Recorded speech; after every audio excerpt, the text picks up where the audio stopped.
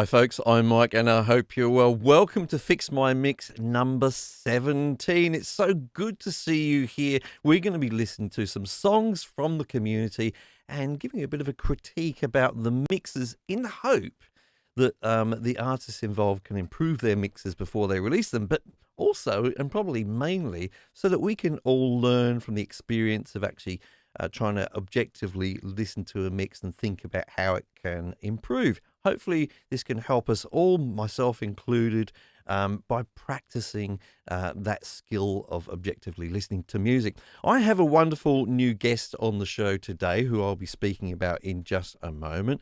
However, before we get into that, I would like to thank the sponsor of the show, who is distrokid.com. And if you follow that link, you don't have to look at the screen and carefully type that in, because the link is in the description down below. You can just click there and you can start to distribute your songs to all of the places that you would want to distribute your songs to, like Spotify, iTunes, all of those wonderful places. And you will get it at a great price, because they are actually fantastically well priced. But I will get a little bit of a commission from that at no extra cost to you. You're going to get a 7% discount as well if you do follow that link, so it's worth it. We'll talk about DistroKid throughout the show at moments during the show. Now, I would like to, as I say, thank the people who are in the chat here. I'm going to say hi to a few of you. I'd like to say hi to Mark, who is here. Nice to see you in here, Mark. Always good to see Doug in here. He's been just so dedicated to the show recently. Thank you, Doug, for being here. Kionra is here. Thank you, Kionra, for waking up so early and taking part in this. And I know you're super, super excited about today's show because of my guest, and why wouldn't you be? We have Jeremiah in here. Nice to see you, sir. And we also have, let's find a couple of other people. I'm going to upset people, aren't I, if I don't say hi to all of you. We'll try. Now it's someone's name who I'm going to struggle to pronounce, but I'll give it a go. Javier Lopez. I'm sorry. Is it Javier, or maybe it's, how do you say the J? I've been talking about pronunciations with my guest. We might have a whole segment on the show today, I think, about pronunciations, quite potentially. So anyway, and I can't actually start the show without saying hello to my good friend Mimo Japan, who does so much for the community. Is always, if not often, here.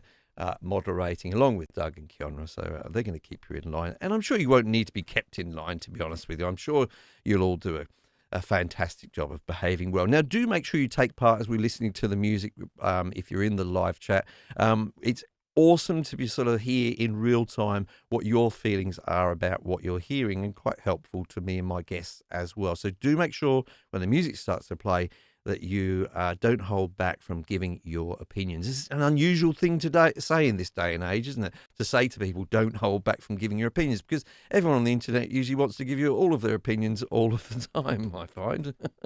Anyway, I am going to talk about our guest. Our guest is a fellow cakewalker, and I know that many of you watching the show use Cakewalk.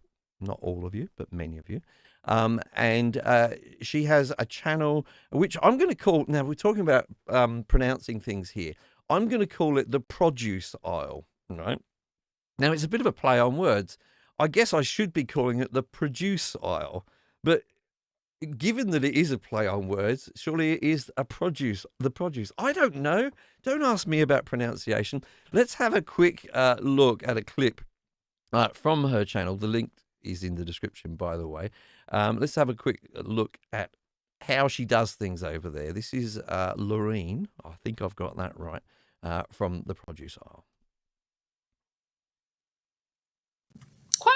Quantization is the process of constraining an input from a continuous or otherwise large set of values, such as the real numbers, to a discrete set, such as the integers. Signal processing, there it is at the top. Surely that must tell me what quantization is. And it's like even worse. Process of mapping input values from a large set to output values in a smaller set. Here's what quantization is. It does the same thing for rhythm and meter that... Lorene, hello. Welcome to the show. Hi! Thank you. Let's just cut straight to the chase. Are you always drunk when you make videos, or was this just? Too jolly? Is that what it is? I think really nice to have you on the show, Thank and you. I will quickly explain to everyone watching because they're bound to allude to this in the comments. Lorene has the odd internet connection issue, Mhm. so she is a little True. pixelated and a little bit out of sync with the audio. But we roll with what we've got here, Lorene, don't we? We're gonna go with it. And it's a bit of a shame because we can't see your wonderful headphones, which have Oh, jewelry on them. Tell these me about the headphones these old first of all, things. because Yes. Uh, well, uh, I love thrift shopping, and I was thrift shopping with a friend, and I was gazing longingly at the big stupid costume earrings, and thinking, oh, I can't wear earrings because I wear headphones just all the time. I have an idea. I love So that. just super glue and fancy earrings. Yeah. Just, I think I time I thought want they to were do like bought. Velcro. Oh no. No, I I mean, thought you could get them on Amazon or something like that. I thought, why doesn't she have, a link to these in the description of every video? Because she'd be making a fortune in affiliate sales on Amazon. See, there's a trick there. We were talking about pronunciation, weren't we, before the show? Yes. First of Yes. all, you brought it up. I mean, you were super critical of me pre-show about my pronunciation of the word. The word reverb, which going back some time ago now, I was corrected by my fellow YouTuber Pete Johns from Studio Live today, who may be here later. He, being a little bit nitpicky as a personality, he picked me up because I used to say reverb instead of reverb, Which and I I've corrected myself now. I think You I like think it, it's don't you? great. Yeah. I love it. Yeah. Yeah, stick with it. Yeah, okay. I think we should. Let's do it together. Let's after three. How do we say the word? 1, 2, 3. Reverb. Reverb. It Yeah, sounds good when you say it in an reverb. Oh, American thank you. accent. Talking about your I have accent, such which a part of the world are Yankee, you from? People Yankee will accent. want to know. I live in New Orleans, but Hmm. I'm not Southern bred. I am sturdy Midwestern stock, and yes, so that's where this accent is coming from. I grew up around Chicago, so sometimes that comes to school in Wisconsin. So I also have that sort of part of the world speech as well. It's interesting. We're off right away to pronunciation again. You said New Orleans, whereas I would have said New Orleans. You see. And you're not alone. There are many correct pronunciations of New Orleans, and one of them is New Orleans. One of them is New Orleans. One of them is New Orleans, Oh, and that's the wrong. tourists No, say Nolans. that's BS. I don't know about New Orleans. New It's true. Orleans? Yes. Mm, don't know about Even the that. mayor said New Orleans. Yep. Weirdo mayor. Okay, but it brings us to the main point here, which is how do we pronounce the name of your wonderful YouTube channel? The produce aisle. Mm. The produce aisle. The But yeah, produce aisle. if you're from, that's American pronunciation, but non-American English, it could be pro, pro, pro, produce. Produce, yeah, as in The fruit and produce aisle. vegetables, and Wait. yes. I'm going with the produce aisle. Sorry, Lorene. That's fine. It works. I've said It works. Lorene twice now, which You because did it. only just before the show started, Okay. I was either saying Lauren or I thought it might be Lorraine, but no, it's Lorene. Lorene, Lorene. like jelly bean. Yep. I don't want to make the whole show about pronunciations, but I've woken up today, and this is what's happened. So, Lorene, thank you so much for joining me. You do have a wonderful channel, and your cake cook. What I love about Lorene's channel, folks, is that she is kind of learning cakewalk on the fly and making videos about it, which is a great angle because first of all, it means you don't come across as arrogant and kind of know it all. That's good. And I always think when you've just learned something, then it's a really good time to explain it to other people because it's just kind of Mm, lodged in your brain and you're going to explain it in a particular way. I really like that. That's basically what I do. I just look stuff up just before I make a video, and then everyone goes, "Oh, why are you so knowledgeable?" And I go, "I don't know. I just know stuff." But no, but you don't hide the fact that you've only just learned it, which is so much better than me. I'm right, deceptive, but yes. But 10%. yeah, really, really good Thank stuff. you. I like the Thank vibe. you. People, what I want to tell you here is I'm just going to open up a little tab here for my own sake. I'm going to I'm just typing it in, the produce. Oh, come on, YouTube.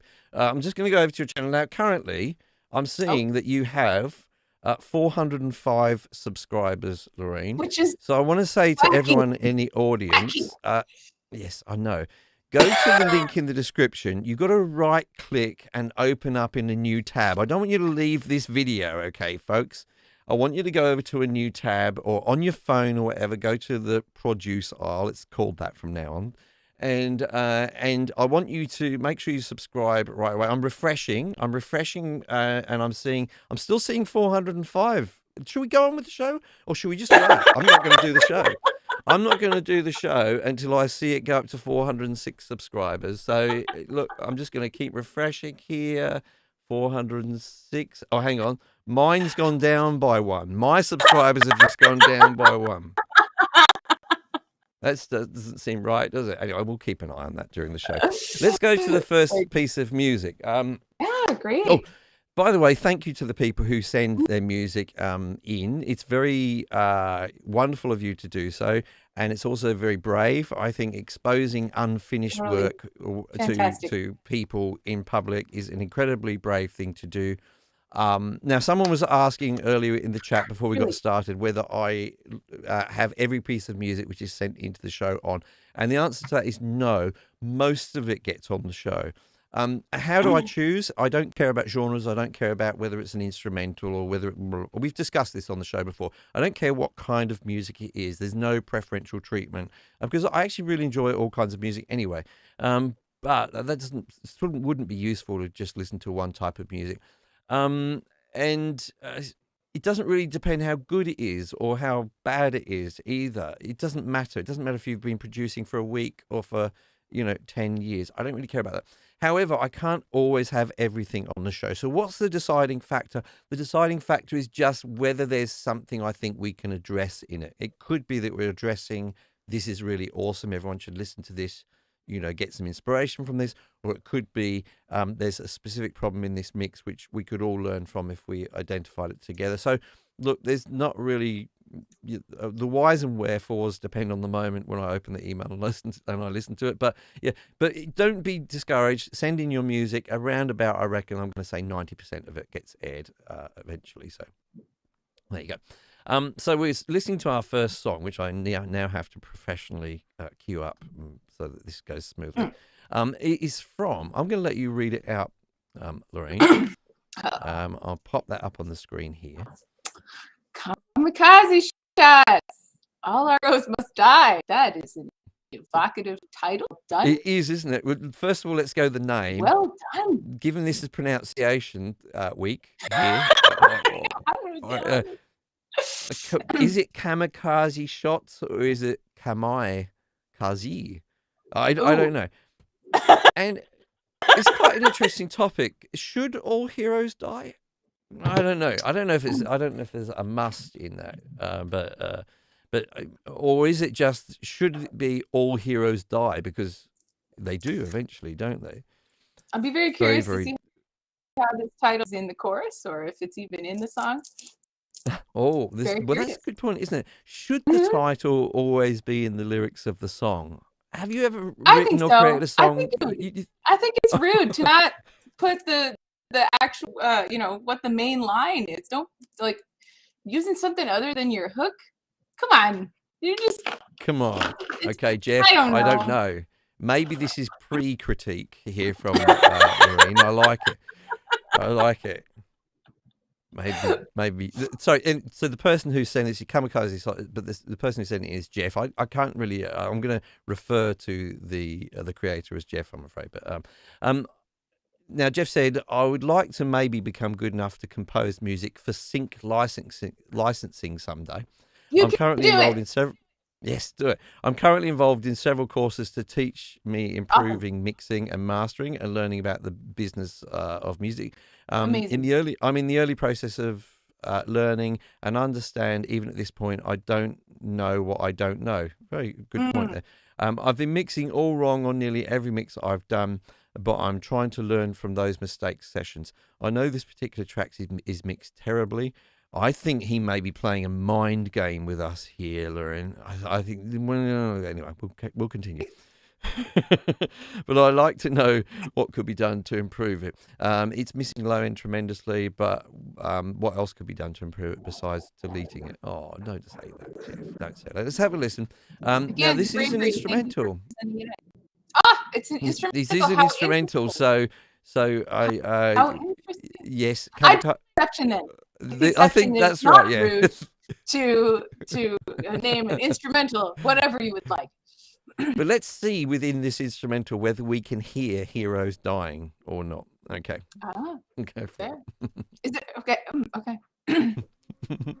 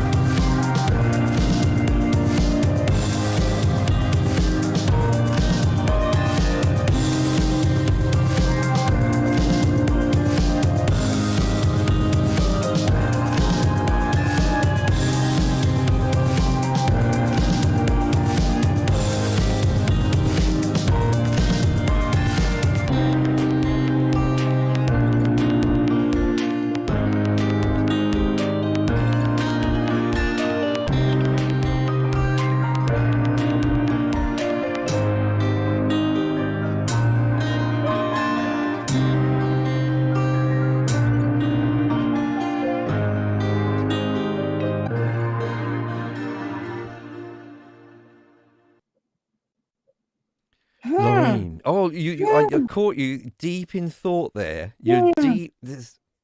I was taking notes. Yeah.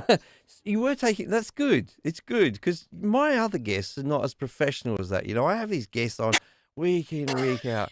Oh God, they're not very professional. But anyway, nice to have a Oh, look out.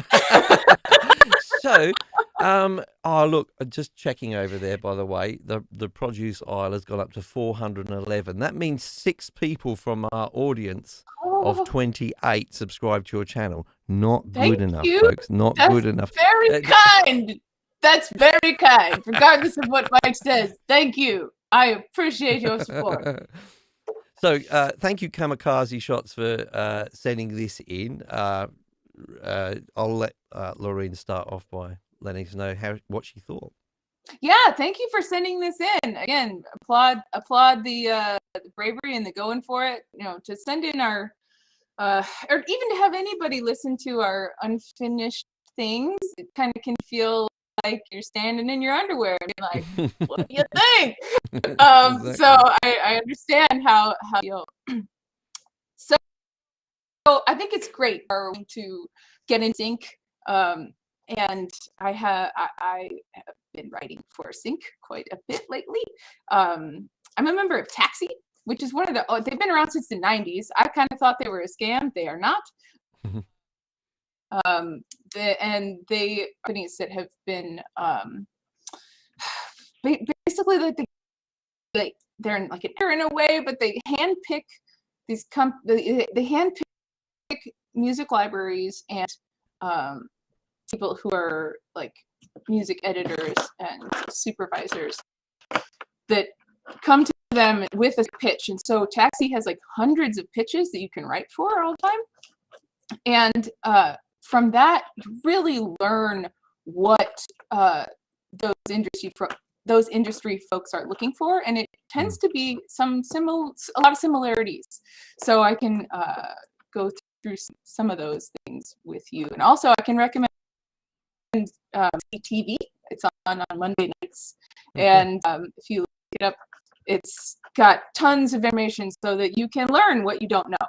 And just knowing that you don't know is great, because there's always something to learn. Absolutely. Be suspect of everybody who tells you, oh, I know everything there is to know about things, so just follow me and buy my course and stuff. And it's like, okay, some of those people are for real and they know what they're doing. But there's always more to learn. So that said, one of the things that Sync supervisors often look for is they don't want something that is too distracting. You're not serving the song, you're serving separate from the music and industry where it's all about the song. You're serving the song, everything for the song. Right. But when you're in Sync is the entertainment industry, different industry entirely, and for serving the scene. And with this piece, there's so much going on. I want you to think about what sort of scene you're tracking under. So having that in mind, not keeping very theme. Something I know. Let's see. I was trying to note what your is. Yeah, and I like you had a simple theme of dun dun dun dun dun dun dun dun. And I want that. If that's going to be your theme, stick with that and around that. So if you're going to do that, like start with that, then find different ways to develop it. And you want it to be kind of like have a story arc too, like beginning, middle, and end. Again, not too distracting. There's a balance. Like you want it to be exciting, but boring enough that it doesn't have a scene. So yeah. So that's more it's less about the mix and more about the actual composition. So I hope you don't mind that I'm talking about that too. It's okay. Yeah. So, yeah, imagine the scene. Imagine the scene that you're tracking, and also turning off your TV, watching something like a spy movie or whatever, and figure out what you and try to write for, like, have that running as you're writing, and see what comes up if you come up with something exciting to go under that. yeah, I think it's a main theme, or if there is a main theme right now, just strip away anything that's not supporting that. It's almost like a thesis statement, right? That if you have your main theme, that's going to be the thing that people, and yeah, because we think of like, you know, like these spy themes that are just so memorable. Like, how simple is that? Bow, bow, bow, bow, bow, bow, bow, bow. Very simple theme, but it's repeated over and over in different ways with different instrumentations. So that's something to think. Now, mix-wise, getting some separation and stripping out some instruments, I think would be really, would also serve it. So in the beginning, it starts with the kind of piano, and then there's some ear candy things that are happening. And I'd love to hear those things separated in space. And maybe you already know this, but thinking about mixing as a physical space, and you're putting the sounds in physical space. And when you think about it that way, both in frequencies, like with EQing and with panning. Yeah, so that kind of separation, sonic separation will really help. Like look at the EQ, see what frequency range that's in, and make sure that the ear candy isn't getting in the way of that. And like maybe you could put like a high filter on it so that it sounds more far away, or so that it's like moving around your head. Just give it more movement, and it'll also make it feel like it's less things stacked on top of each other, and more like a journey, like an adventure, which I get the sense that you wanted to create a sense of adventure in this piece. I'd be careful with sound effects, like you have the thunderstorm in there, and again, you don't want that to be that. This is interesting with sick. You want it to be universal in several different scenes. So if there's thunder just inherent in your music, they can't use where it's you know a clear day. So thinking very carefully about those kinds of special effects, if you will, flavor things. I think that you could use it as a texture, like way in the background, way down. They could up sometimes and then go back down, sort of be a constant. I mean, that could be, then that gives it the whole vibe. Like, yes, there's a in this song, but it could be used as a vibe for a rainy day. But just then you're leaning into it, right? The whole time and giving it moments where it comes up, and yeah, using automation is your friend. I have been trying for the past 24 hours to load a new video that I made about automation, and YouTube is not letting me. So what on automation, upload it twice. Because it's really, Upload really it good. twice is my trick. Really? Okay. Upload it twice and see which one gets through first. Yeah, but yeah, they do. Apparently, when they see you uploading more than one video at a time, they prioritize traffic towards you. It's a little trick of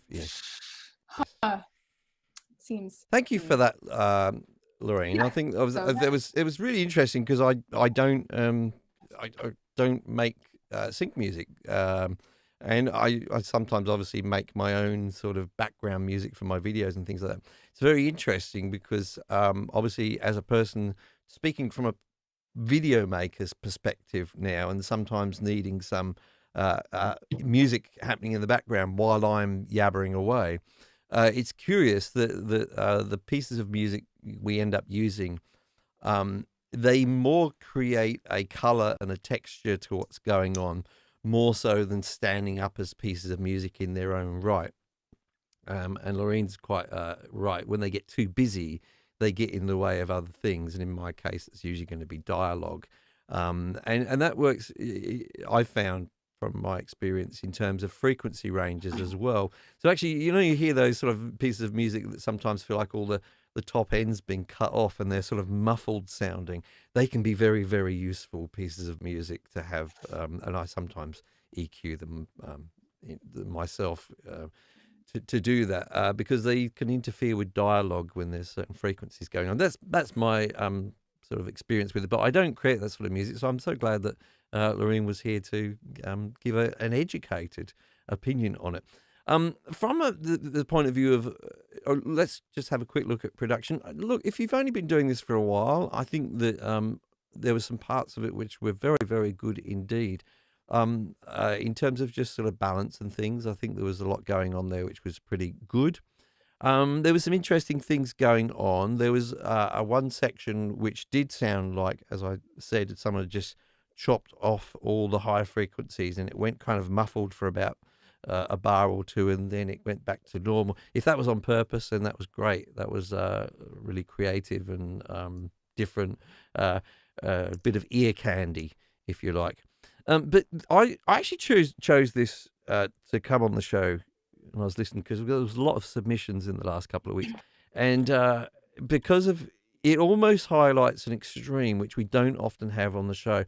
I mean, normally what I'm saying to people is your music should sort of progress, and we're talking about regular, 3.5 minute contemporary pieces of sort of songs and things, right? And often we're saying to people, look, it didn't really progress. It was just that it was part one repeated 3 or 4 times, and I normally discuss the idea of adding or removing elements, as each verse comes or what have you, and normally sort of encouraging people to keep the listener interested by just adding subtle new elements to what's happening. The reason I think this was interesting, because this is almost like the opposite of that. So kamikaze shots were, and this is not a mixed thing. This is really a writing thing. There was too much change, in my opinion, as this piece went on. In fact, I felt like just as I started to get used to a theme, that theme kind of went and was replaced by something else. That's good for you because it means you've got lots and lots of ideas in your brain. And some people suffer with not having enough ideas. It means you've got hundreds and hundreds of ideas, but I think you've got to learn to edit yourself and strip out the bits which are not needed rather than include every single idea. Because one of the things we often talk against repetition in too much repetition, I should say, in music. An example of this would be Justin Bieber's "Baby, Baby, Baby, Ooh, Baby, Baby, Baby, Ooh," which I know Lorene has in fact critiqued on her own show as a video. And you can't argue with how wildly popular that song is. So I wildly popular. have nothing against it. I think repetition is songwriter's best friend. Well, I'm going to disagree with you here. I think that Justin Bieber's "Baby, Baby, Baby" is potentially one of the worst pieces of music that I've ever heard in my whole life because of the repetition. Do you know what? I think when it came out at the time, what bothered me about it was there was a video that surfaced of him at a concert where he actually forgot the lyrics to the song. Can you believe it? Anyway, that did happen. I don't know. I can relate. I have a big fear of singing on stage because forgetting lyrics, even though I used to do it all the time. But yeah, but not "Baby, Baby, Baby." Oh no, not "Baby." But anyway, I digress. So kamikaze. So sometimes there's probably a little bit too much repetition. Sometimes in music. But what I'm going to say to you, in this piece, there wasn't enough. So repetition is needed to create a sort of a familiarity with the sort of theme and the motifs of the music for the listener. It's a hook. In some ways, we could say, hooks can be created from repetition. And then there's always this difficult balancing act of when have we gone too far so that everyone's like, really, can we have something different, than just that one motif? So I feel that unusually and wonderfully, it makes a good topic here, in this piece, "All Heroes Must Die," that I think there was not quite enough repetition of some of the themes that were in there. to sort of really get them embedded in me. So yeah, food for thought. This is all opinions. This is not science. This is not fact. And potentially someone could disagree with me or Lorene. Of course, I wouldn't invite them on the show if they disagreed, but that wouldn't happen. But this is not democracy. I don't know. But anyway, but yeah, I think it's great. I want to encourage you though to keep doing what you're doing. I know that you're joining all of these groups, and Jeff, and Lorene has potentially put you onto some good places there where you could practice the art. But nothing is better than just doing it. Keep doing it again and again and again. It looks like you know that already. You've alluded to the idea that you've made mistakes. I don't know if. Please let us know in the comments and in the live chat here if you think you've ever produced a perfect piece of music which couldn't be improved upon. I bet no one's going to say that, are they? I don't know if we can actually moderate comments for arrogance. Maybe not. But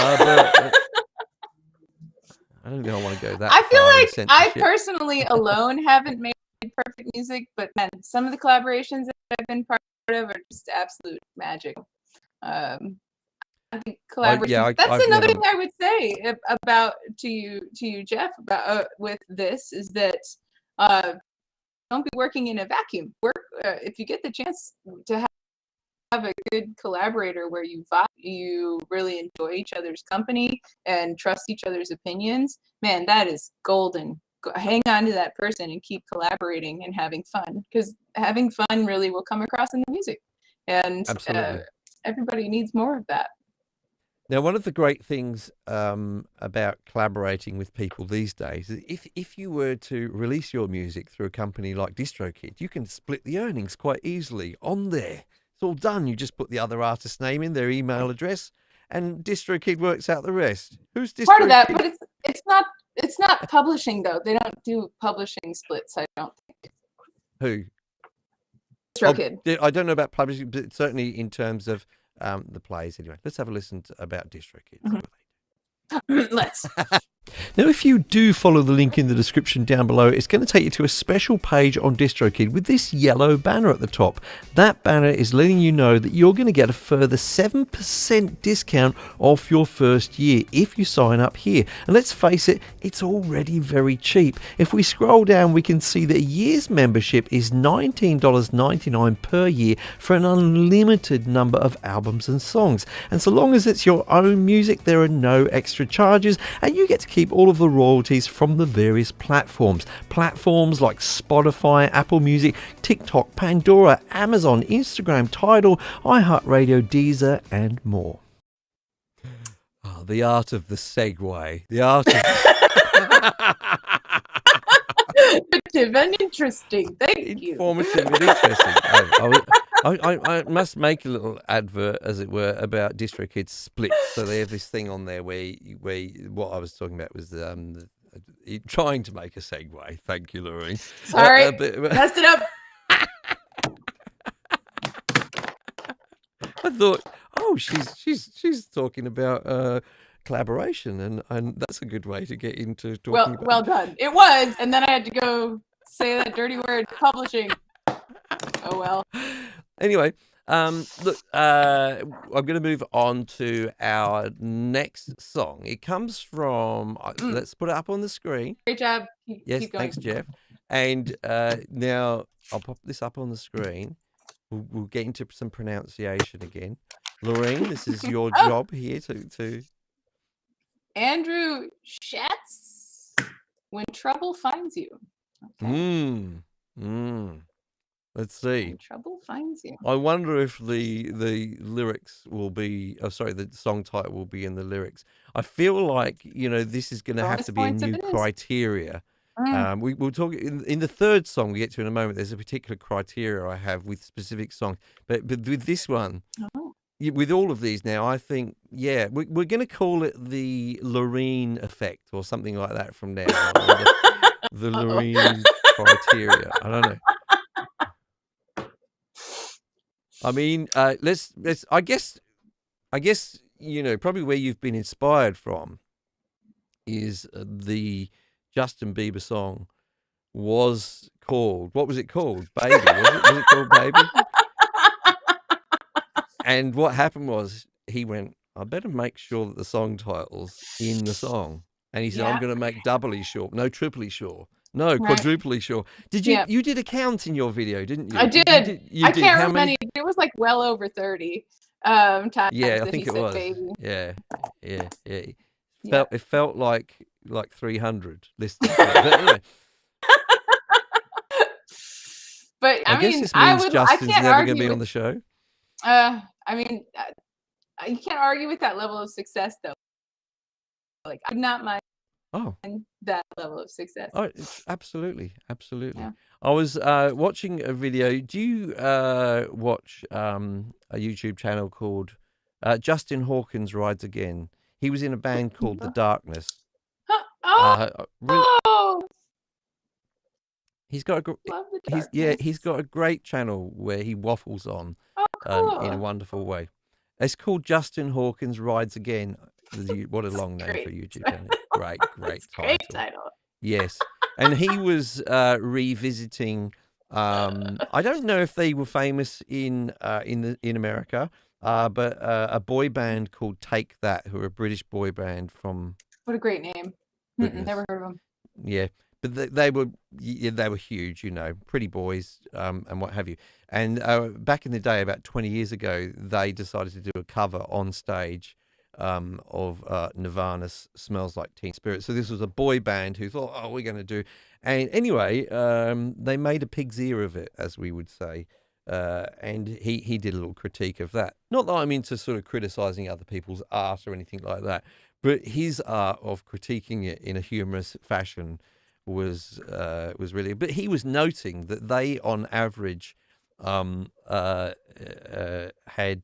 sold 1.7 million copies of every album on average that they'd released during their career. This boy band, Take That, and that who was he to argue with that level of success? But there you go. In the end, Check it out. if it matters, it just matters if you're happy. Do what you like to do. Absolutely. That's really well, unless that's mass success is. murder, probably. I'm going to oh, That's hang on. for a different show. That's a different feel. No, I think so. Absolutely. So moving on to, we've already read out the artist name. We probably should actually get on with listening to the music. So Andrew Right. Schatz, When Trouble Finds You, he said, here's my mix, made in Cakewalk. It's called When Trouble Finds You, a pop song I wrote for my sister who had a very difficult times in the last 2 years. Her husband and daughter both had cancer. Luckily, both of them recovered, near miracle cures. So very glad to hear that, Andrew. I love it when music comes from real life experience, and I think that usually and normally gives it a certain amount of integrity, which is awesome. Let's have a listen to this song.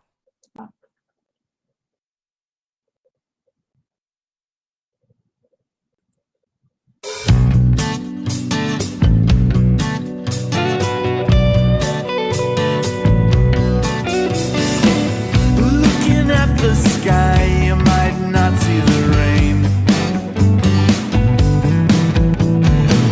but coming down on your face, you feel the pain.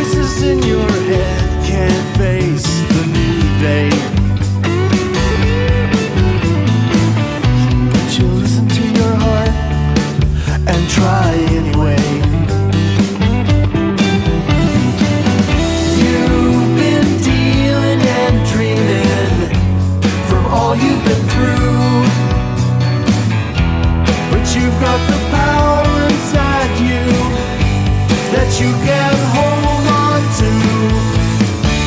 When trouble finds you, just hold on tight. Darkness comes before the light. Hold on to the ones you love so tight. Then the day comes after the night.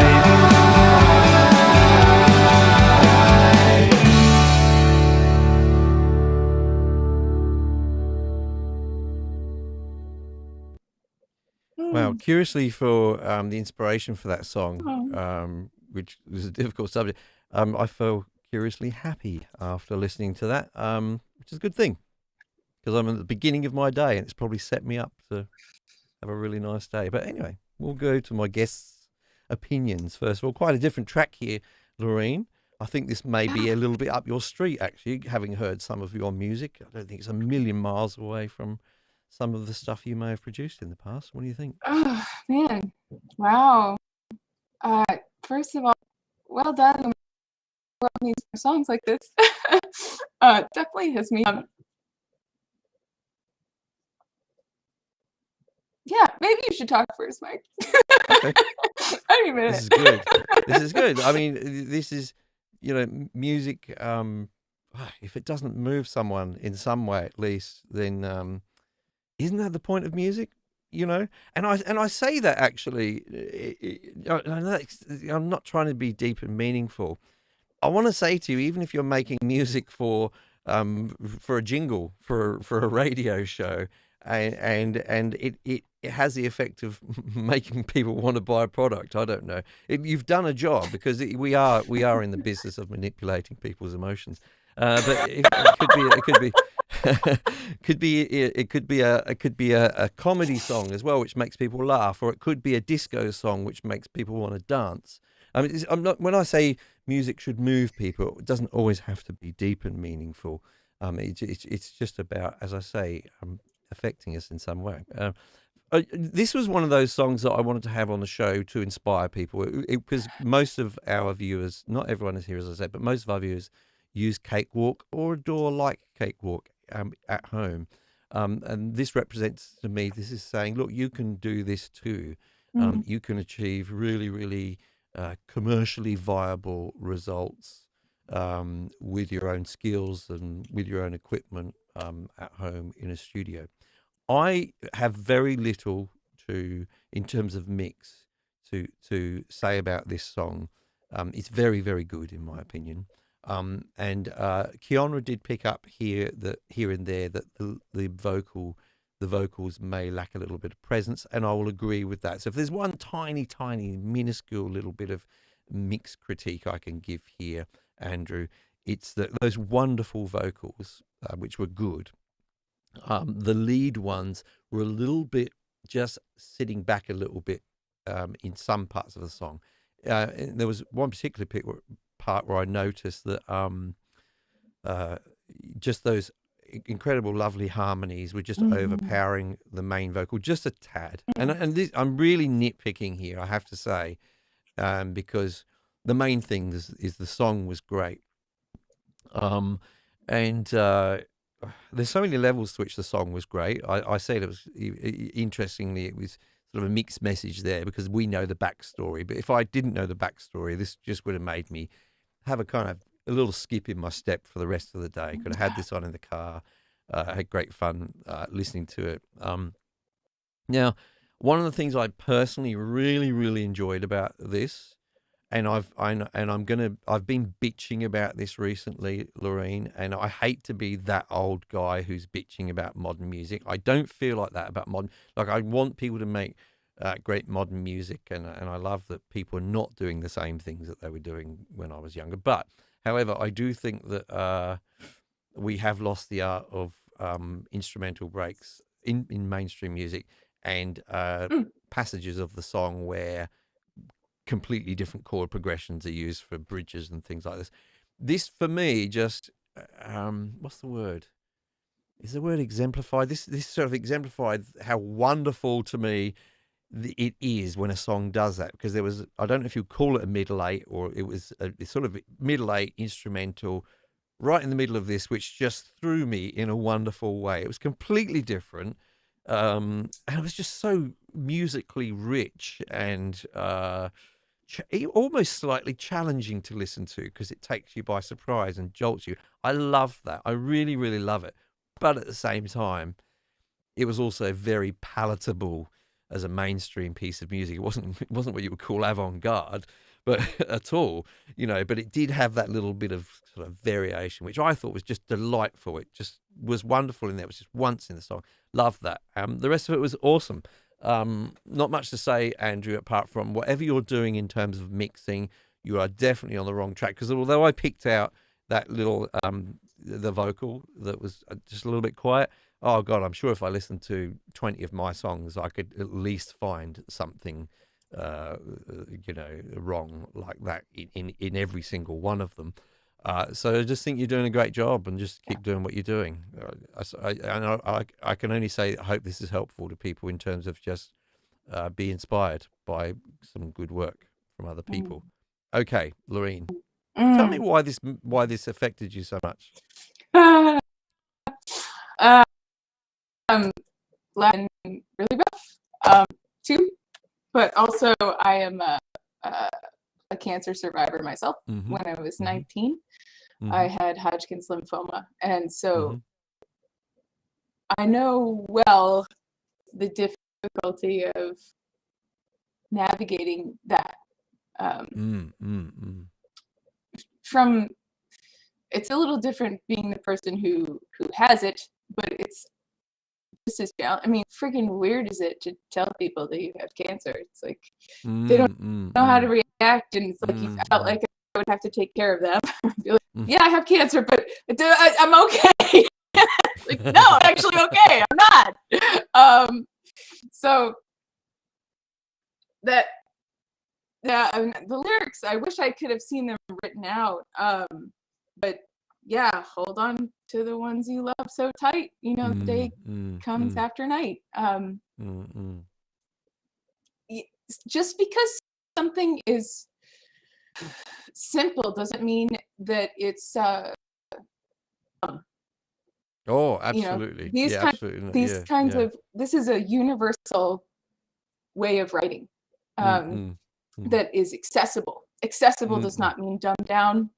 Accessible means that you want to talk to millions of people and show them that you understand what they're going through, and like people need that. I think that's the magic of music, is like when you hear a song, like, oh my God, this is what I need to hear. This is the right thing at the right moment. I think that this could have the power to be that a song like that. Some structure things. I was confused at what I think was the pre-chorus that was like between the first verses. It was a spot where I was confused. Like, is this sounds like a pre-chorus? And so vision isn't great. And I think that it'd be good to structure it in a pretty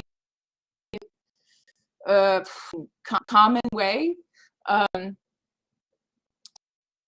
So whatever that looks like for you, but I think getting to that, because the chorus is friggin' awesome. Get to it sooner. Like, just get right to it. And let's hear it again and again. Seriously, repetition. This song could use more repetition of that chorus. It's an empowering message. That it's such an uplifting message. Say it again. So just getting that structure. And yeah, I liked the instrumental break quite a lot. I wanted it to go back to a chorus rather than down. Yeah, right. Yeah, makes sense. So just think about getting to your chorus sooner, like within the first 45 seconds. And then you'll be able to do it maybe a time or two more. Yeah. In fact, you can even there has been some great songs that start off with a chorus in the past. You can do that as an idea, maybe I never do Yeah, that. I'm always it's kind of a it, if you do. build-up kind of guy, but Mm. you can do that. Yeah. Yes. Yeah, you absolutely. And somebody said in the comments that there's like a little Beatles vibe to this, and so they, Mm. the help, I need somebody help, like just like they just to it, and so you something like that. But I've also heard where it's like the chorus instrumental is used as an intro.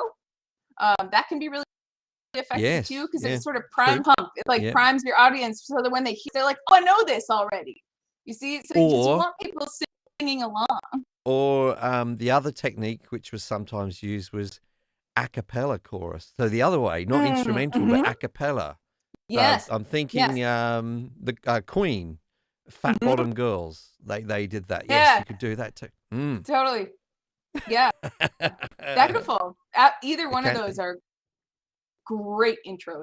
Not to say that your intro now as it stands, it's good. Like I mean, the first thing I wrote Mm. down is like that there's really good separation and Mm. mixing that's got a Mm. the vocals could come up, the lead vocal could come up. Mm. Something Mm. you might do, harmonies are friggin' amazing. I love them. Mm. They're beautiful. And I'm Mm. a sucker Me for too. harmonies. I Mm. just Do you ever and find yourself just when you're driving along in the car, you got some music on, you're just singing harmonies all the time?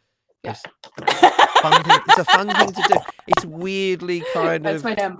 rewarding, isn't it? It's just so Yeah. rewarding to do it. And you feel like a bit of a smart ass when you do it as well. You're like, It's like this is actually my superpower. you go, this is my superpower. Everyone else sings the third above, but I think I do the fifth below. Yeah. Yeah, I think stacking harmonies is honestly one of my favorite parts Isn't of it? production. Yeah, it's just And a I just learned joy. about vocal sync too on Cakewalk. Yes, I saw that. Oh I my saw that. God. Yes, good In my stuff. very Yes. crappy quality video. I need to do a proper video on vocal sync because it's awesome. But yes, You did a so great job. You did a. oh, thank you. I watched it. Oh, you did. I did. Well, thank you. I'm always trying to steal ideas off other YouTubers, so I have to watch your Good. channel. You're welcome to it. I'm well known for stealing ideas. Carry on. Something that you might consider if I didn't really know they were getting in the way, but something that is a helpful mixing tip with harmonies is to if you have all your harmonies going like the BV bus, right? Then you can like scoop a little bit of that frequency where the lead is, just a little bit, so that take up a little bit more different sonic space than the lead does. So Like that's a little trick. One Not 'cause you don't want thing it to that sound like weird, but- if you happen to be a Melodyne user or use anything like that at all, which I'm going to call myself a light Melodyne user. I Oh, I love Melodyne so much. Yeah, it's certainly if something really stands out as, the rest of the performance was great, I just want to fix that, then I definitely do it. Probably it's increased over time, not just with my own vocals, but other people's vocals that I'm recording. But one thing I'll say about it, it's not a trick, I guess, is that don't over pitch correct your harmonies. So my sort of rule of thumb on this is pitch correct the lead, but then don't pitch correct the harmony, as long as they're not too far out, right? You get more width with when things are perfectly in tune with each other. Even though you're panning hard left and hard right, it won't sound as wide as if there's a little bit of pitch difference. And sometimes you can over pitch correct, and things get narrow. So yeah, I sort of tend to not pitch correct the harmonies unless, as I say, probably if they were that far out, I would be considering retracking anyway. But yeah. That's cool. A bit of detuning certainly makes it a bigger sound. That's really the point. It does. Yeah. So, but these harmonies, look, he knew what he was doing with harmonies, didn't he? So yeah, gorgeous. I love those harmonies. I kind of wish that I could hear it again to just sort of like go through, especially. Oh sure, let's listen to it again. Let's do that. Can we? Okay. Changed my mind.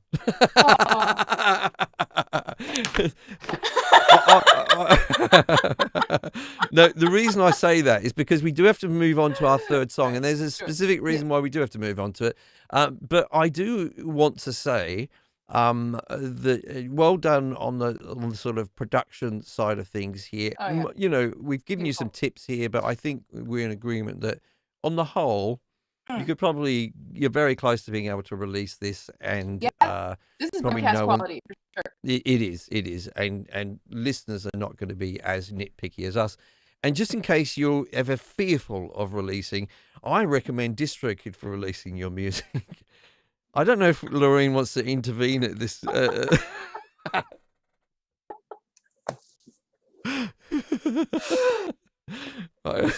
Oh, your crass commercialism, Mike. What I do? But indeed, I will say, and this is genuine, that the first time I ever used one of these services, I thought this is going to be hard, isn't it? I'm going to have to open up a bunch of accounts with Spotify and iTunes and Google Play. But you don't have to do that. DistroKid does it all for you. That you just have to upload it once. It's really easy form to do it, and it looks a bit like this.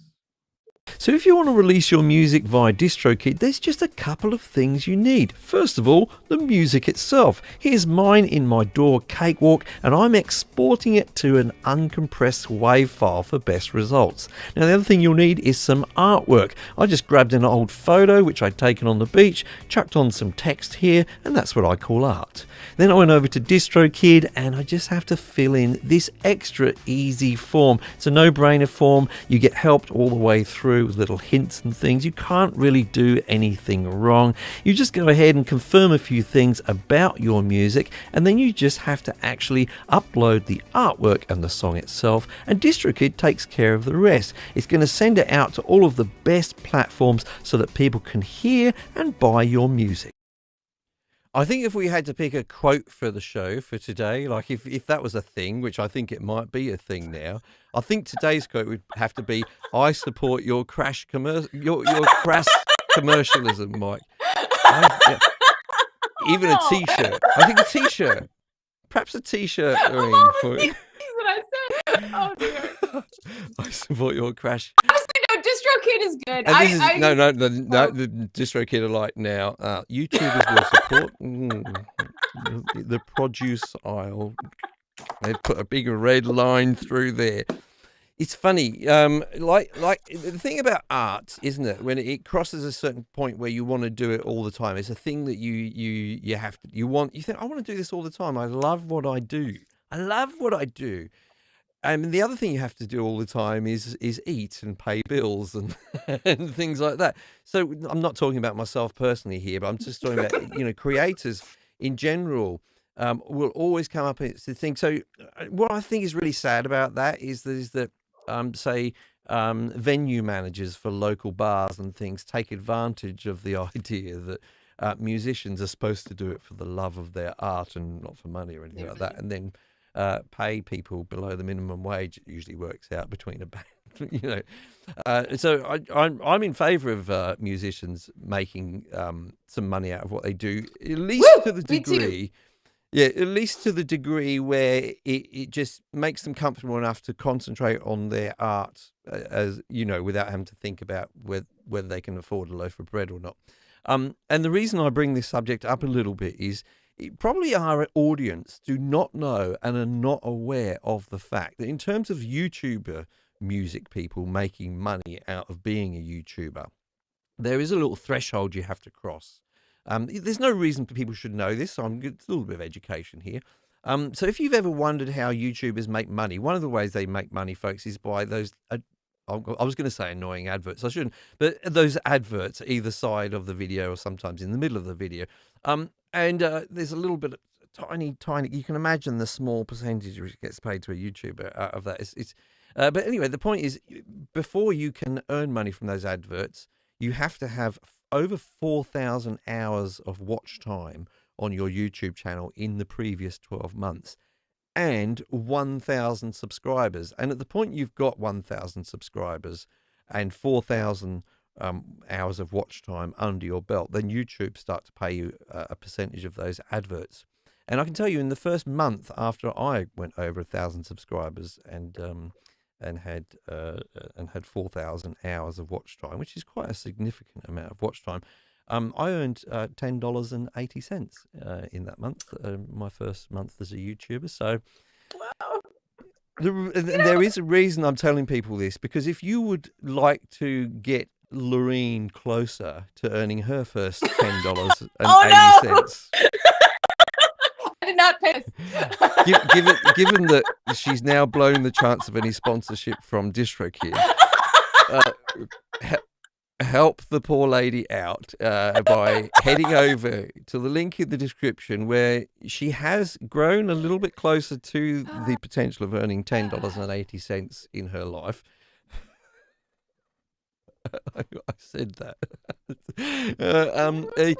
So in the course of this show, she's gone from 405 subscribers to 412 subscribers. I'm glad to see, but I'd like to see more, if I'm honest with you, like about 588 more subscribers would be useful, because then we'll know then that Lorene can continue to make one of her forms of art, which is helping people how to use Cakewalk and make music and stuff like that. Because it's true though, isn't it, Lorene? Like, is that, you know, having your electricity bill paid does enable you to focus at least on the subject of making some money. Sorry, making some music.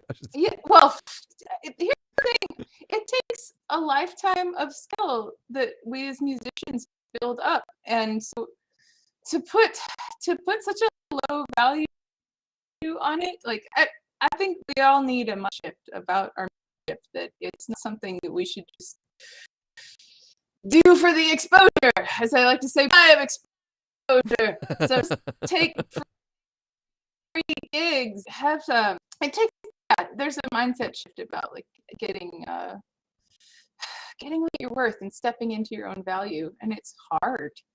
It's hard because it feels. I mean, I make the joke that I support your crass commercialism, Mike, but I feel like I shouldn't have said that, because it's honestly no, that's so... fine. I'm joking. No, don't say that. Well, I mean, I just don't want there to be that kind of between artist and moneymaker.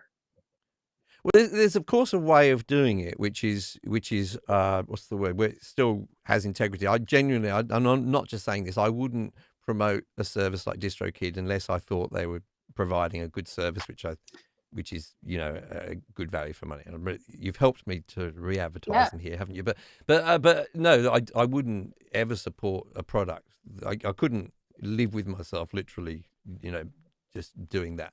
But there's ways of we all come to that, don't we? I guess, you know, as musicians, it's like you want to go and play the music that you've written in the local bar, don't you? But then again, you probably should play some covers to kind of, you know, help the bar out. And, you know, there's always that decision, isn't there, which is semi-commercially based at least.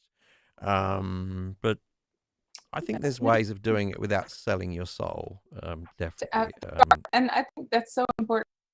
It's like, your soul is worth more. Don't sell it. You know? It is. It's worth so much more. We were talking, weren't we, before the show about the fact that, you know, as YouTube channels grow, of course, you know, and I don't think I hide it, that obviously manufacturers send me equipment. I'm very fortunate to have good relationships with people who make great equipment. I have had things sent to me which I didn't think was good, and I've just not reviewed it. I don't want to make videos about what not to buy, to be honest with you. It doesn't really help you. You've still got to know what should I buy. But anyway, I digress. One of the interesting things about that, though, I have found that although I've been sent a number of audio interfaces, it turns out I can't pay my landlord in audio interfaces. I've tried. I said, hey, do you want it? I know rent's due, but can I interest you in a Focusrite 202? Turns out it's not a currency I can really deal in. Not quite. I guess I could sell them on eBay. I guess I don't know if I'm allowed to do that. I don't know if I'm allowed to do or Reverb. You could sell Reverb. I could sell them on Reverb. Reverb.com. Yes. But anyway, here's the interesting thing: is a subscriber count is nothing. It doesn't have too much to do with the quality of the channel. Sometimes it's hard to grow a channel to a reasonable size without having something of worth, of value to pass to people. But what I'm trying to say is, I think the produce aisle is going to be a huge channel eventually, based upon the most significant part of any channel is probably the person hosting it. And I do enjoy your videos for that. There's definitely a sense of who you are in what you're doing, love for your craft, a good amount of hilarity in there. I think producers are such serious people, don't you think, Lorene? They're so serious. Seriously, I don't know.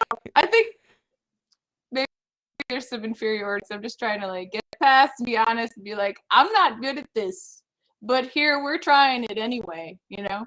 And sometimes I am good at it, and I like to celebrate that too. But yeah, there's always more to Absolutely explore. And so that's really what I want to encourage. I kind of like starting the channel. I thought, like, how would I have liked to encourage 16-year-old me to like be a girl producer, like making having just like a lot of fun and empowering position, like as per position, make loads of creative and collaborators. It's a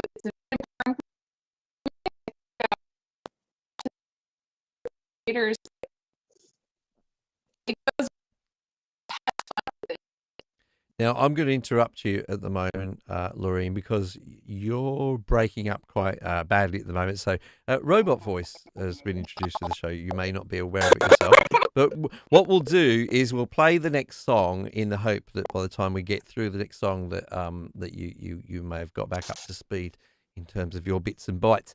I'm going to introduce this one, and it's interesting. We talked about a new criteria for listening to songs during the show is should the song title be in the lyrics of the song. I already have a certain criteria about which, and I think this is true. Once songs go over a certain length, and I'm going to say once songs go over 5 minutes long, I think that actually becomes then an aspect of the song to talk about. That's now it seems arbitrary, but I think in the culture, in the music culture that we exist in, 5 minutes is probably regarded as a long song. Okay, now I'm not saying it shouldn't be that long, but I'm saying it becomes now a part of the song which I feel compelled to critique, as well as the arrangement and the mix and everything else. And only from the lens of if the song is this long, did it hold me for that long? And so I'm going to suggest to you, Lorene, that this, what I'm going to ask you as one of the questions after we listen to this song is, did it hold you for that long? Did it maintain your attention for that long? I think it's actually around about 6 minutes long or so. Now it is from an artist going under the name of Music Life Kirito. Let me put it up on the screen. Crypto? I read crypto, but the spelling is and I didn't. It's not a typo because I copied and pasted it from the email. So look, it doesn't really matter. Maybe it's a play on words. But anyway, who said I started using Cakewalk instead of Reaper? Got hooked, and your YouTube tutorials were a big help. Thanks. Well, thank you very much. That's what I do. Anyway, your advice is helpful. Is this email all about me and how I didn't mean to copy and paste this part. Usually I get rid of these parts and we just go to the meat of it. Anyway, I just love Cakewalk. Can't believe it's free. Here's a song I wrote. Did the vocals and the music. Would love you to review and recommend how to fix it on your show. Okay, we'll have a listen to this. Let's see how we go.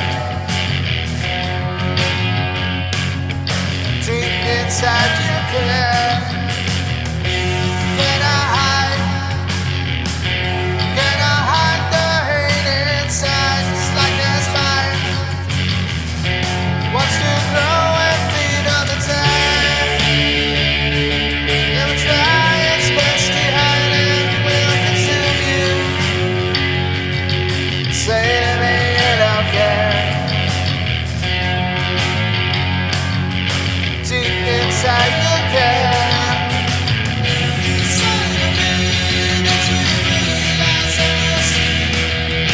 Realize on that screen, so far away in your dream. To something was the secret center. To realize you can breathe. So now I have my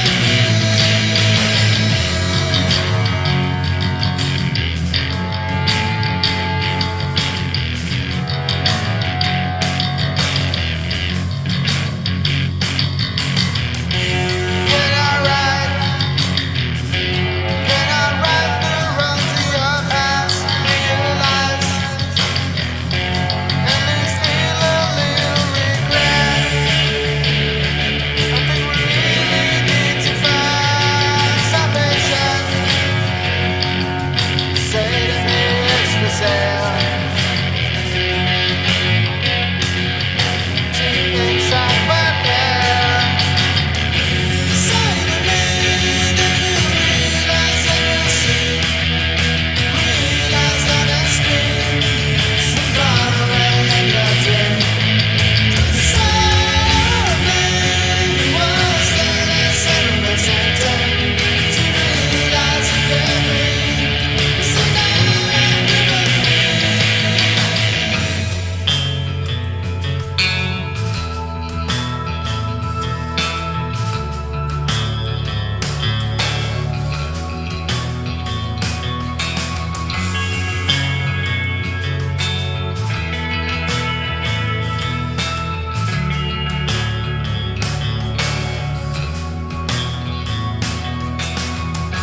Would you say to me if I said to you, you're walking? I would say to you, wouldn't let it go. We are belonging again.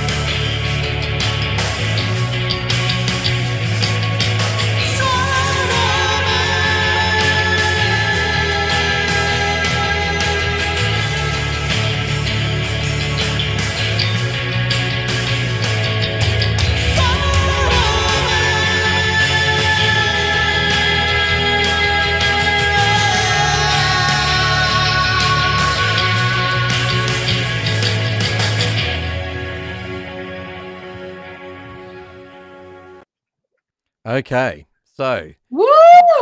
whoa, we've already got some critique. Just quick note, because I noticed that the artist is in the live chat, Nice. and it is It's a indeed banger. Music I love Life, it. Music Life Crypto, and I thought, did I? I'm sure I copied and pasted. I try not to type when I can, and I went back and I checked the email while we were listening, and indeed the email, it says in the email, Music Life Crypto, right? And I've just realised what I did. Just I'm apologising to the artist a little bit. I copied the file name, so the file name that the artist sent me probably had a typo in the file name, and I just so Good to so check that metadata, folks. Check just- that metadata. just as an explanation here, I should have probably checked there myself. But I've learned something from this. So I think right up, let's answer that question, Lorene. It was a few minutes long. Did it hold you? I think it's absolutely appropriate for the genre, which is the modern prog. And this reminded me of Porcupine Tree and also Riverside. If you've never heard of Riverside, oh my god! I'm trying to look up their album, where this is a genre where there is so much creativity available, and I think that it's a it seems like it's not as popular, but I think it's popular in countries besides America. Mm-hmm. Um, Mm-hmm. and it's There's so many countries other than America, isn't there? There's a few, I guess. It's funny, most countries aren't America. Oh, right. Huh. Of all the other countries in the world, none of them are America. Oh. Anyway, Well, carry when you on. put it like Carry on. that. Oh, good. Music Life Crypto is a huge Riverside fan. Yeah. Yay! No, Good. So this is lovely. I had several moments of goosebumps in this, and so here's my notes. Love to hear, and I apologize. My internet is so crummy. New Orleans.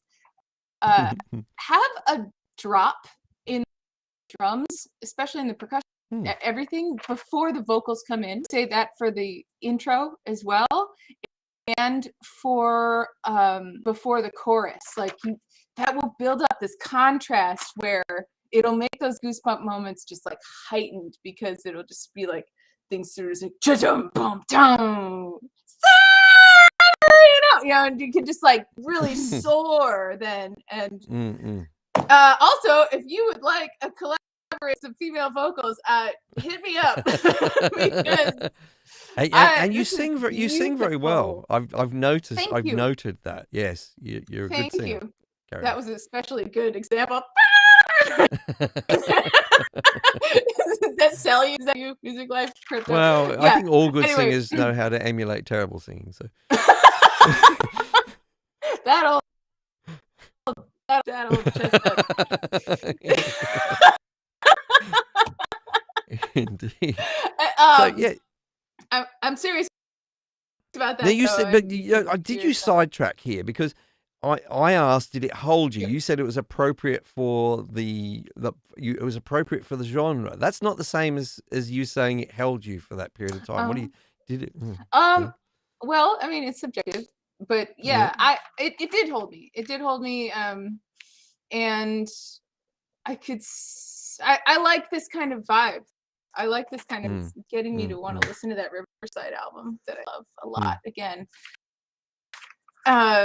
It's this kind of just different headspace that it puts you in. So I am game for that, and love the just spaciousness that you had.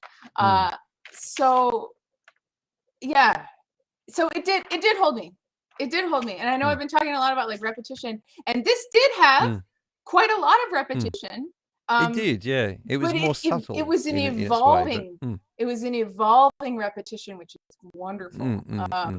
So, yeah, super cool. Like, when that guitar line comes in, so cool. It's like chugging along, and then it's like has these beautiful swells underneath, where like you have, I don't know what you use, but they're like kind of strings and. Yeah, I was. That was a part of my notes, was that there was some sort of pad in there which just sounded delicious to me. I don't know what it was, but it was just really. Yeah, I love those kind of pads. Yeah, nice. It was dreamy. It was delicious and dreamy. I agree. Yeah, I love my pads. Yes. It's not funny. Yeah, I so don't know really why good. you're laughing. Well, just said I love my pads. it's true. I mean, I do too. Who doesn't love a good pad? Yes. So the drums though could be fatter. I want to hear the drum be if they are real, then try like playing with the drum replacer to get some beefiness in them. You could almost do that thing that like Radiohead did on some of their songs, where the drums are almost overdriven a little bit. You know, they get really edgy, like they're saturated so much that they're even breaking up a bit. I could hear that on this song. Yeah, anyway, carry on. Yes. Oh, cool.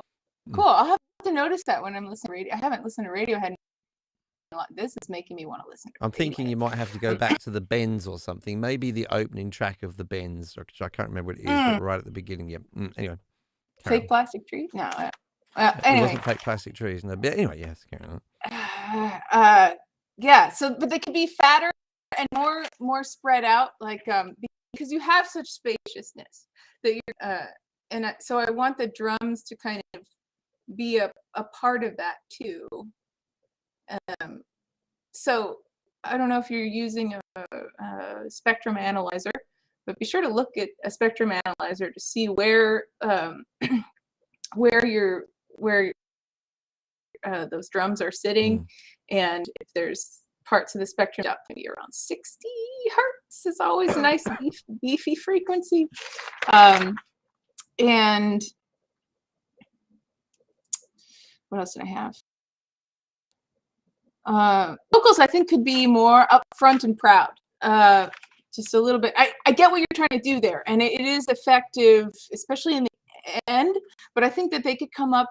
They could come up even more. They're being treated as almost another instrument, as an equal to everything rather than a standout. No, yes. Oh, okay. You use span. That's Voxengo span is good and it's free yeah, good. So yeah, getting the vocals just to be a little louder. But yeah, the vibe is good, and I think that that's pretty again sort of genre specific of like where the vocals sit and how far in a lot of prog the vocals are treated like that. They're treated like any other instrument, where there's a kind of non-hegemony or something like that, with the music, where it's like the vocals aren't necessarily the top dog. However, your vocals are so good, man. I mean, they're good, yeah. Bring them up. So I really, I this is an exciting piece. I think this is an exciting piece. Oh, here's another thing. So good. I want you to consider. We were talking about consider an a cappella section where it's just sort of like these layers of sorrows that are just kind of like holding you in this sort of suspended state. That was maybe just something with that nice pad, just with the pad. Yes. Let's keep Seriously, the pad though, I think you could have a section where it's got the pad underneath it, and then it drops out and just soars, and then boom, everything comes back in. Can I ask Music Life Crypto? I've actually corrected it in my Word. I've got Word open here for my note. I've corrected it here. I'm so OCD. Anyway, can I ask Music Life? Nobody can see that. Anyway, Music Life Crypto. Can I ask? There was I've got it in my notes here. I was going to mention that I thought that some of the harmonies were just beautifully done, and a great example of they were not in your face harmonies like the previous song. They were subtle, right? And there's times in music production where subtlety is just everything, when it's there, and maybe people are not going to be really consciously aware of it, but it is there if you really turn your attention to it. And I was noticing those vocal harmonies. Now, it sounded like a female vocal to me, but was it you singing, in falsetto or something like that? Let us know in the chat there, because I thought it was really, really good, really, really nice, and I could definitely imagine that a cappella section with the pad that Lorene was talking about. Of course, if it wasn't a female vocal, or it was a female vocal but you don't get along with her, then Lorene's available, of course, for that. But look, can I say, just in terms of overall mix, I'm glad that Lorene mentioned Voxengo span there. But I have to say, for me, this was lacking in the low end of the mix tremendously. There was a lot of mid and high frequency stuff going on there. It was the only real thing about this piece of music that sort of that bothered me was, I want to feel that warmth. I'm not talking about boof. I'm just talking about warmth, right? Just feeling like you're being wrapped up in a nice blanket. Yeah, that's the way I sort of feel. That was just lacking a little bit there. Several people mentioned great sounding guitars, by the way, which were the opposite of that warmth. They Beautiful. were very present in the mids, and that was good. I like that. I like the edginess of them. But as I say, I feel that there needs to be counterbalanced with when you've got that sort of that very not. I'm not going to say harsh, because harsh sounds like a negative word, but what I mean is a certain grittiness to those guitars was happening, and I want that to be balanced out in the low end. And talking of balance, I also want to think about the panning here a little bit. For me, I'd have to listen again, but I felt that there was a lot going on in my right side. Okay, it made me feel like I wanted to listen to the mix like this, if that makes sense. Like I just wanted to the other way to balance it out. So I think that momentarily in for me, it's maybe a taste thing or a creative choice, but momentarily when we have things that are out of balance, I think that's good. But over a long period, I think it was, I can't remember from memory. I can't recall what it was. It may have been a synth or the guitars or something. But it's okay to have something panned that extreme. But I think you most times want something on the other side to kind of balance it out, so the listener feels balanced and like they don't have to do that. Why would a person do that? I have the weirdest thoughts in my brain sometimes. This morning when I was brushing my teeth and I was thinking about how do we help Lorene to get more subscribers on her channel, and I was thinking, and I was thinking about boosting that. We'll get back to the song in a moment. And this thought came in my head, just thinking about stupid thoughts. I thought, what if YouTube did it like this? What if you only have a certain amount of subscribes you can do? Like when you join YouTube as a viewer, you can only have 50, right? So maybe then to subscribe to a new channel, you might have to unsubscribe to another one, right? And I was thinking, in this alternative reality, if I ask people to subscribe to a fellow cakewalk tutorial maker, in this case Lorene, but what if the rule was they had to unsubscribe from me to give her, would I be altruistic and say, and the answer in my mind was no, screw that bitch, she's not having my subscriber. That's how my brain thinks. It's fair. I get it. Anyway, back to you were about to say something about the mix. Before you said screw that bitch. Awesome.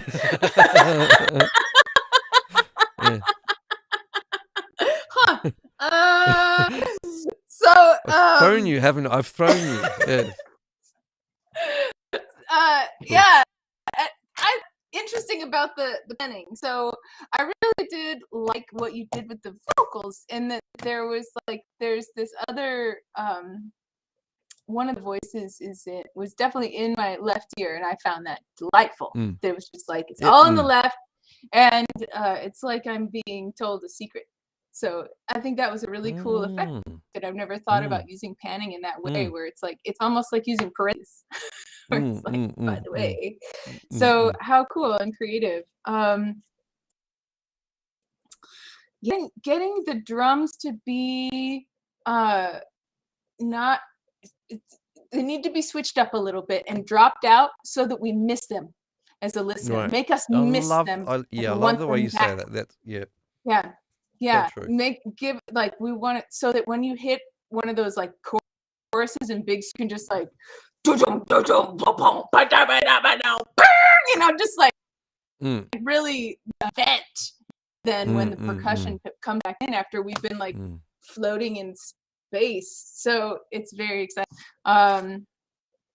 It comes back to what I was discussing earlier about the idea of keep the listener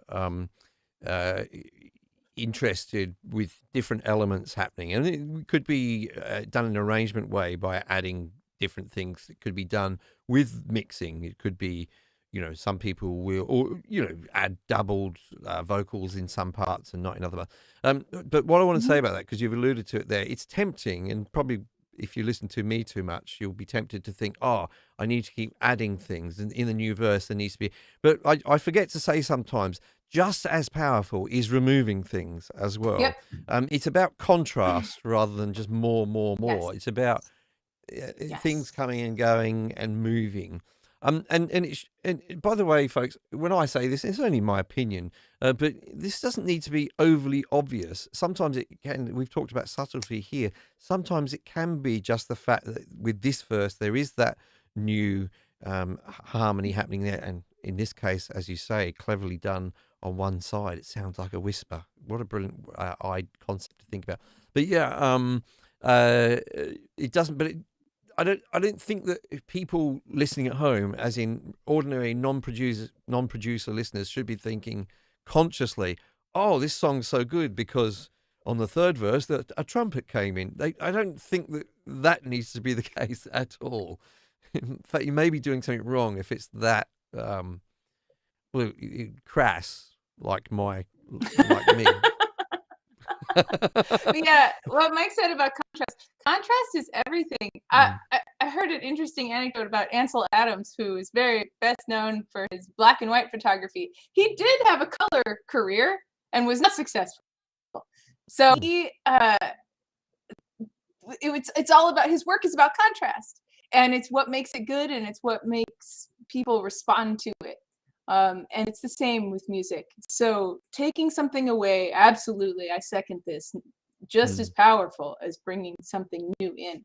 And silence is also a sound, and you can play the silence and play the space.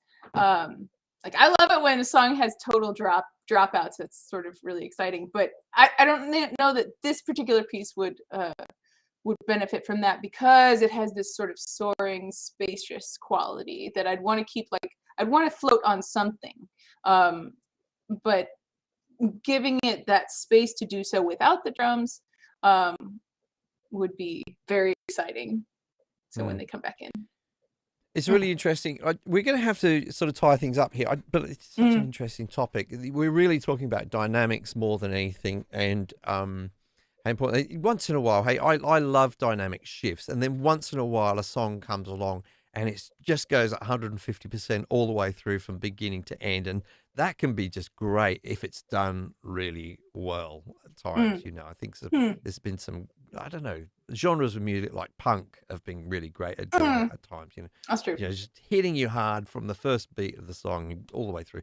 That can work too. But there's no rules, but there are some guidelines, aren't there? And you can get them from YouTube channels such as ours. Thank you so much for everyone who's been here in the live chat. It's been awesome to have you here. And thank you to everyone who subscribed to Lorene's channel. We've got your handful of new subscribers in there. So Lorene, sweet. But, Thank you all. it's nice. I'm glad. Here's the thing. It's like 400 people. If you put 400 people in a room, like, that's a big crowd. So it's amazing, I'm isn't it? really pleased. It's like, thank you. It's incredible. Now, next week I have an artist called Happy Ron, who I've featured his music on the show a couple of times before, and I love what he does. And so I'm really, very much looking forward to having him on the show as a guest next week. So Ron, he's one of those guys. I think he always has something to say. I've been on his YouTube channel. He does live shows and stuff like that. Always got interesting perspectives on things. So that'll be awesome. And Lorene, you did that piece of music using Micah's choir. And that's named after a guy called Micah Christian, who's in a group called Sons of Serendip, who really are a fantastic group, have an interesting lineup: vocal, piano, cello, and harp is their lineup, and they play contemporary music. So it sounds like a classical music lineup, but they play contemporary music. I caught up with them a couple of weeks ago now and recorded an interview with them, both about making libraries and making music libraries and making plugins and that kind of stuff, and a little bit about that, and also about their group, Sons of Serendip, who happened to be finalists on America's Got Talent, I think about 8 years ago. Yes, and have since then, because of that, been able to be full-time musicians Love as a that. result of that, which they exude enthusiasm for. They're out on tour around your wonderful country a lot of the time. But anyway, in between touring, they came home and we were able to do an interview, which was really, really interesting. I spoke with them for about 3 hours, but I've managed to cut it down, I think, to about half an hour so far. About amazing topics, lots and lots of really amazing topics. So I'm in the process of editing that at the moment, but I'll release a clip or two here and there, and Nice. then try and get it out in 2 or 3 weeks' time, folks. So I know some of you are waiting to see that, and and hopefully, they've expressed an interest being guests on the show in June as well. Hopefully, I can tie them to that, and hopefully they won't be put off by your experience, Lorene, today. This has been delightful. I have had so much fun, and Have you? Oh, I that's didn't good. get to shout out to people who were chatting, but yeah, nice to see some familiar names and some really kind words from non-familiar names too. So thank you all. They're great. My subscribers are the best subscribers. That sounds a corny thing to say, but I really think I've got just the best subscribers in the world. So the subject once in a while comes up about moderation and dealing with trolls and what have you. And I reckon that I probably personally hide people from my channel, and I'm going to say at most about 4 or 5 times a month where I Wow. actually hide, say this person's gone across the line, and we quite rarely, probably I don't not so in charge of it, but my moderators and admins would tell me, but I think we reasonably rarely get rid of people from the Facebook group as well. And I'm really proud of that people can come together, and they just prove that people can come together and get along with each other and be and pleasant to each other and just celebrate making music and being constructive in that process. Yeah. It's really a great community, Yeah, which I I'm love very the proud of. Facebook community. And Well done. and even though we once in a while have to venture into crass commercialism, I think as a community we generally have integrity. I'm not going to let you forget that. I'm never going to let you forget that. I think I may have a T-shirt with your head somewhere on the T-shirt. No, I'm going to use the DistroKid logo somewhere. Oh, there you go. This crass commercialism brought to you by. Okay, thank you so much. I hope you'll come back again. I'll formally invite you right now here on the show, Oh, Lorene. I'd love to. Anytime. Awesome. What a delight. Anytime. Oh, this is great. This is great. I'm going to do that on purpose now for a time which is like 3 a.m. in New Orleans. Something along those lines. But yes, thank you so much. Musicians. It's the musicians hour. Vampires. Don't forget, everyone, to check out Lorene's channel. And as I always do to my guests, I leave the final word of the show to them. Lorene, go. Oh, thank you. Keep making art. Don't let anything stop you from making art. You have all the tools, and just go